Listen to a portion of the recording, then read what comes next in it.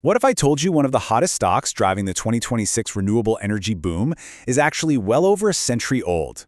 Today, in this explainer, we are unpacking the incredible trajectory of Tata Power. It's pretty rare that a single organization can claim roots in the Industrial Revolution while simultaneously being a major player in today's green transition. But as you'll see, that is exactly what the data and historical sources are showing us. Here is a quick look at what we're covering today. First, the birth of Tata Power, then the Tata ecosystem, a look inside the nifty Next 50, the renewable energy shift, and finally, the 2026 sectoral outlook. Let's dive right in. Section 1. Birth of Tata Power, a centenarian legacy of clean energy.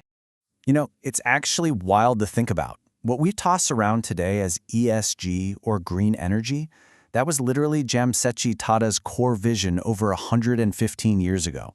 According to historical archives, back in 1910, before the Titanic even set sail, his dream was to bring clean hydro energy to Mumbai.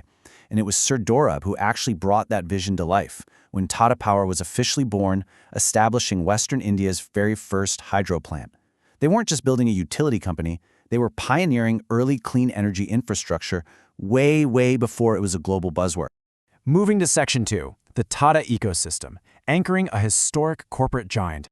Okay, look at how these pieces fit together. Setting up that reliable power back in 1910 laid the heavy industrial groundwork for the Tata Group to expand into massive new frontiers over the next century.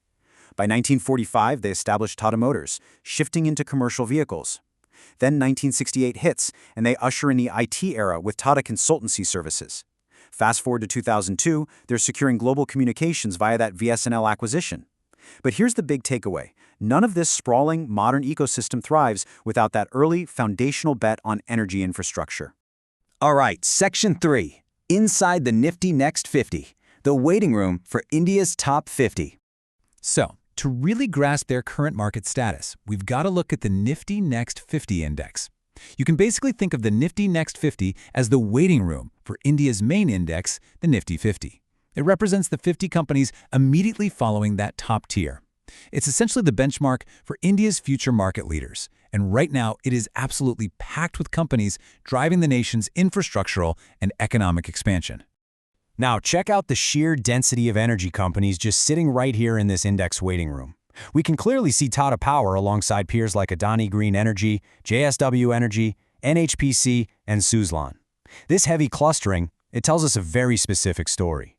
The broader market is betting massively on energy and power to be the next major growth engine that actually propels companies into that top 50 tier. Which brings us to Section 4, the renewable energy shift, driving India's net zero 2070 goals. This is such a brilliant full-circle moment. On one side, we have that 1910 initiative providing Mumbai with its first clean hydro plant. On the other, the reality of 2026, a massive nationwide electrification journey that's being driven heavily by solar and wind power.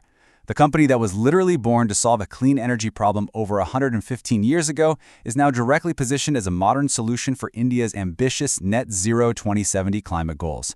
Talk about coming full circle. And if you're wondering why the market is so incredibly confident in this transition, just look at the macro demand from corporate India. In ICICI Lombard's ESG reporting, their renewable electricity mix was 20.7% in fiscal year 2022. By 2024, it jumps to 38%, and for 2026, it sits at a staggering 41.2%. I mean, major corporations are quite literally doubling their renewable energy consumption in just 4 years. This isn't just some fleeting trend, it's a structural shift completely validating the surging demand for clean energy providers.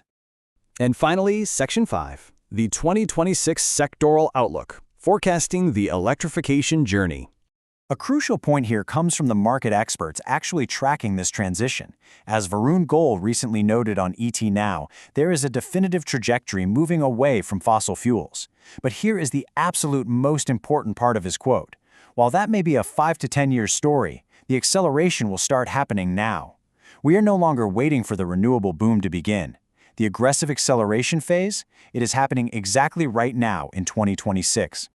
So who actually benefits from this rapid electrification journey? According to the market outlook, it plays out in these 3 steps.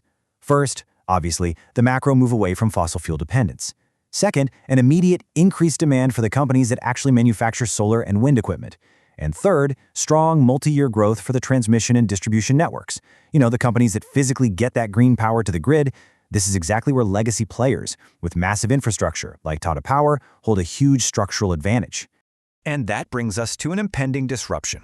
As corporate India keeps demanding more green energy to meet those ESG targets, it absolutely stands to reason that these waiting room energy stocks are perfectly positioned to continue capitalizing on the electrification of India. We could very well see them start displacing older, legacy sectors right out of the Nifty 50's top tier. It's just an incredible thought, isn't it? The foundation laid in 1910 with a single hydro plant in Mumbai is exactly what's driving the most exciting market transitions of 2026. The acceleration phase has officially begun, but it leaves us with one final massive question to wrap up this explainer. If a 116-year-old clean energy dream is reshaping the top 50 companies today, what new legacies are being built right now that will power our world a century from today? Thanks so much for joining me, and I'll see you next time.